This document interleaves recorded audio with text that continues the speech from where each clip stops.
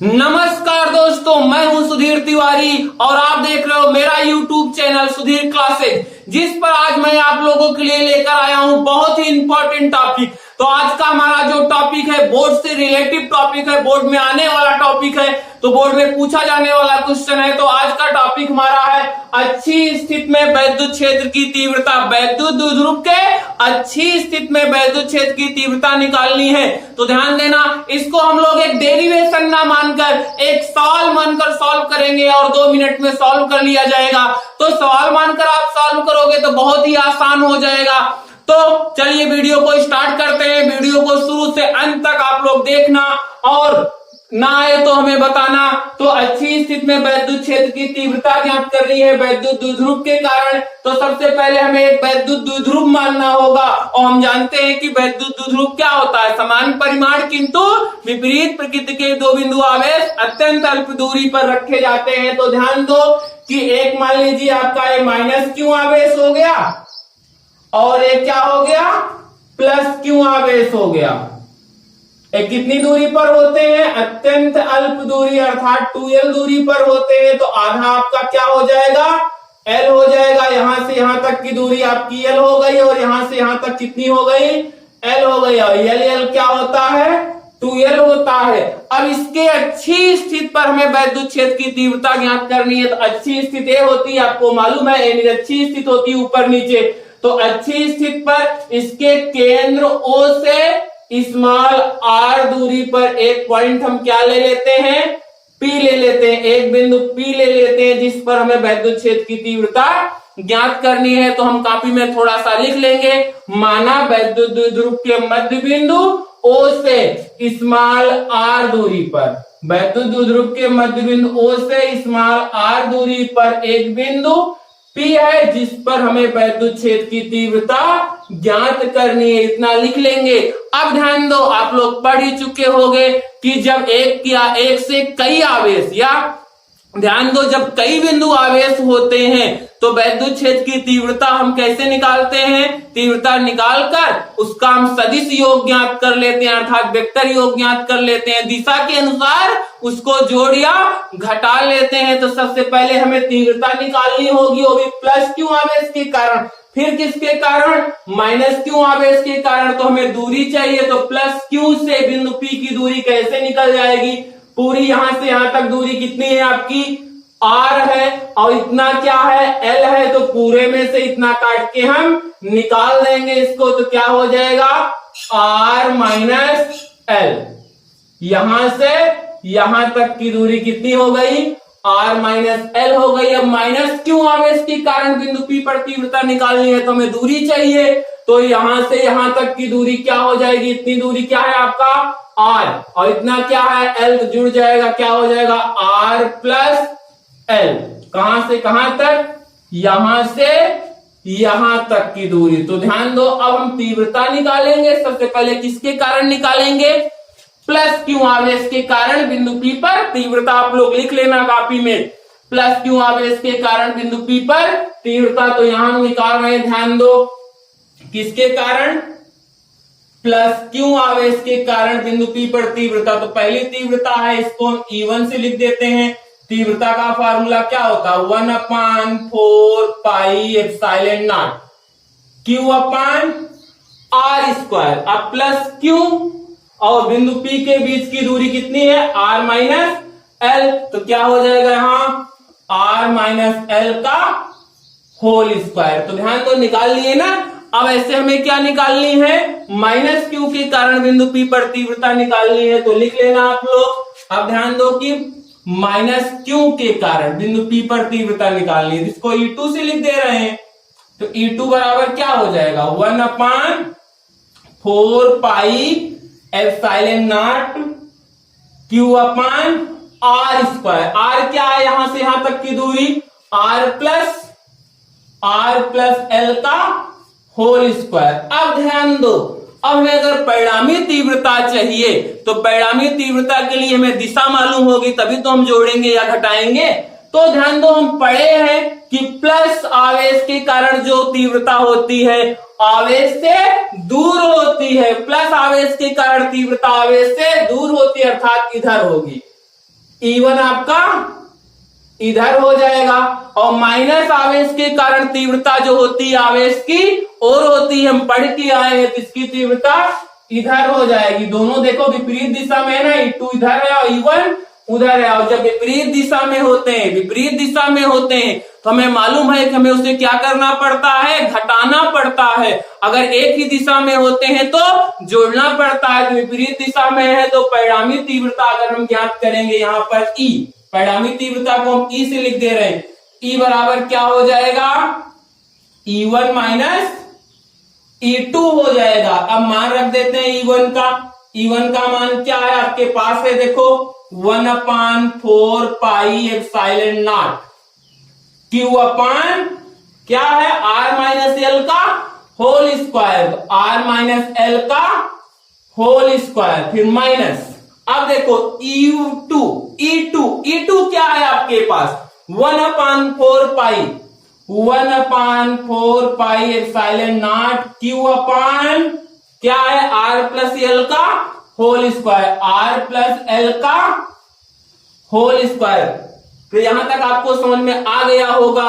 अब देखो यहां पर 1/4 पाई एप्सिलॉन नॉट Q इसमें भी है, 1/4 पाई एप्सिलॉन नॉट Q इसमें भी है।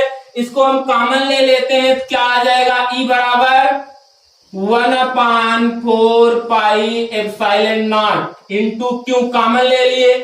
क्या बच गया आपका, बचा यहां पर 1/4 पाई एप्सिलॉन नॉट Q निकल गया, तो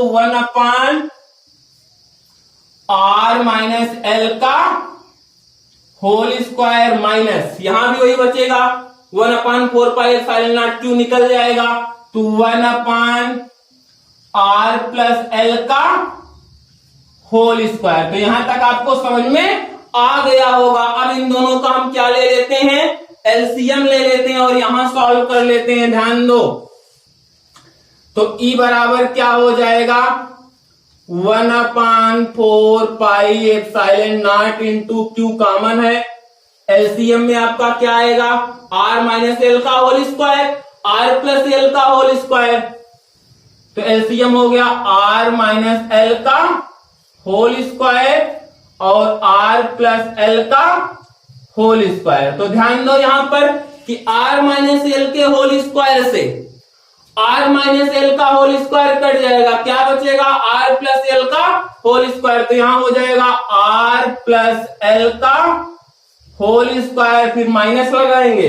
अब माइनस लगाएंगे, देखो R प्लस एल के होल स्क्वायर से R प्लस एल का होल स्क्वायर कट जाएगा, क्या आएगा, R माइनस एल का होल स्क्वायर। तो R माइनस एल का होल स्क्वायर। तो यहां तक कंफर्म हो गया ना। अब यहां हम फार्मूला लगा देंगे, ध्यान देना। तो E बराबर हो जाएगा आपका 1/4 pi epsilon naught into Q।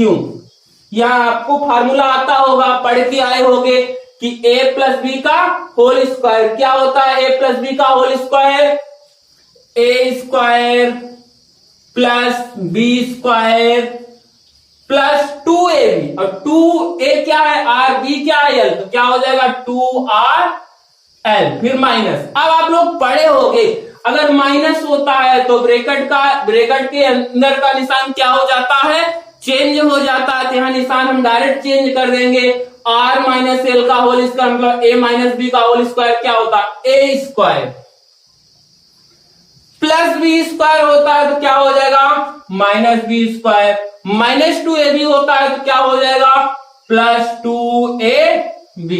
तो अब देखो ध्यान से, नीचे हम क्या कर सकते हैं, आपको मालूम होगा कि A माइनस बी और A प्लस बी, एक ब्रैकेट में A माइनस बी, ब्रैकेट में A प्लस बी क्या होता है, A square minus B square होता है, पूरे का होल स्क्वायर है, पूरे का क्या कर देंगे, होल स्क्वायर। अब यहां से देखो A प्लस में A माइनस में, A प्लस में A माइनस में, क्या बच गया आपका E बराबर 1/4 पाई एप्सिलॉन नॉट। उसके बाद देखो यहां 2RL और 2RL जोड़ेंगे तो क्या हो जाएगा, 4RL इंटू Q, और R क्या आ जाएगा ब्रैकेट में 4RL अपान अपान क्या है, R square minus L square का होल स्क्वायर। तो यहां तक आपको कंफर्म हो गया होगा। अब इसके आगे देखो, हम थोड़ा सा दिमाग आप लगाना, थोड़ा सा दिमाग लगाओगे तो सारी चीजें कंफर्म हो जाएगी। बस थोड़ा सा दिमाग लगाना है। इसको हम लिख सकते हैं ई बराबर 1/4 पाई एप्सिलॉन नॉट। अब ध्यान दो कि इसको हम लिख सकते हैं 4 RL को हम लिख सकते हैं, ध्यान दो, Q इंटू 2L, फिर उसके बाद यहां लिख देंगे 2R अपान क्या है, आर स्क्वायर माइनस एल का whole, R square minus L square और पूरे का होल स्क्वायर। इसको हम, क्योंकि आप थोड़ा सा दिमाग लगाओ तो समझ में आ जाएगा, Q into 2L into 2R अगर गुणा कराएंगे तो क्या आ जाएगा, Q4RL, यही तो आएगा। अब इसको हम किए क्योंकि Q इंटू 2L वैद्युत द्विध्रुव के एक आवेश का परिमाण तथा उनके बीच की जो दूरी होती है उसका गुणनफल क्या कहलाता है, वैद्युत द्विध्रुव आघूर्ण कहलाता है। तो हम जानते हैं चूंकि, यहां लिख सकते हैं हम चूंकि P बराबर क्या होता है, Q इंटू 2L, P बराबर क्या होता है, Q इंटू 2L। तो Q इंटू 2L के स्थान पे हम क्या लिख देंगे, इसके स्थान पे ध्यान दो, यहां इसके स्थान पे हम क्या लिख देंगे, P लिख देंगे। तो P लिख सकते हैं। अब इसको हम थोड़ा सा यहां मिटा रहे हैं, आप लोग नोट तो कर ही लिए होंगे, इसको मिटाकर यहां समझा दे रहे हैं।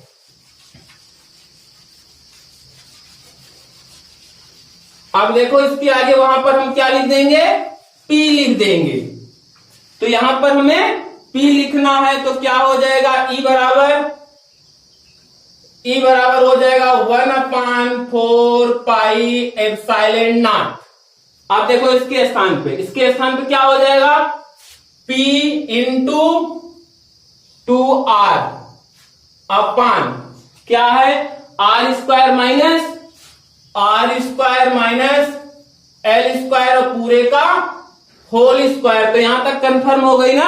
अब ध्यान दो, अगर हम देखें तो यल की अपेक्षा यल की जो दूरी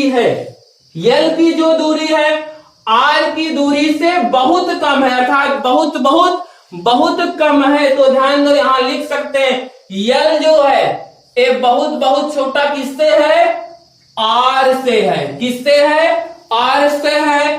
तो क्या होगा, अगर हम एल स्क्वायर को ज्ञात करें, एल स्क्वायर जो होगा आर स्क्वायर से महा छोटा होगा। ध्यान दो, अर्थात बहुत छोटा होगा ना। एल स्क्वायर जो होगा आर स्क्वायर से बहुत छोटा होगा, ये हम पढ़ के आए, जानते हैं। तो हम क्या कर सकते हैं, यहाँ एल स्क्वायर को नगण्य मान सकते हैं, अर्थात इसको हटा देंगे। तो क्या हो जाएगा, ई बराबर 1/4 pi epsilon not P into 2R बटे क्या है, एल स्क्वायर आपका हट जाएगा तो क्या बचेगा, आर स्क्वायर का होल स्क्वायर। और आर स्क्वायर अगर हम गुणा कराएंगे तो कितना हो जाएगा, 4। आर की घात कितना हो जाएगा, 4। और यहाँ एक आर से एक आर को हम खत्म कर देंगे, 3 आर बचेगा। तो ई बराबर क्या हो जाएगा आपका फार्मूला, 1/4 पाई एप्सिलॉन नॉट, क्या बचेगा, 2P/R क्यूब। तो ये व्यंजक आपको मिल गया किसका, अच्छी स्थिति पर वैद्युत क्षेत्र की तीव्रता का। तीव्रता का मात्रक क्या होता है, आपको मालूम ही होगा कि क्या होता है, न्यूटन प्रति कूलाम होता है। तो बताओ समझ में आया कि नहीं आया। अगर जरा सा भी डाउट आपके मन में हो तो वीडियो को फिर से प्ले करके देख लेना, सारी चीजें कंफर्म हो जाएगी। तो चलिए अगली वीडियो में मिलते हैं, नेक्स्ट निरक्षी स्थिति पर वैद्युत क्षेत्र की तीव्रता ज्ञात करेंगे। तब तक आप लगाते रहिए, डेरिवेशन को करते रहिए। Bye bye.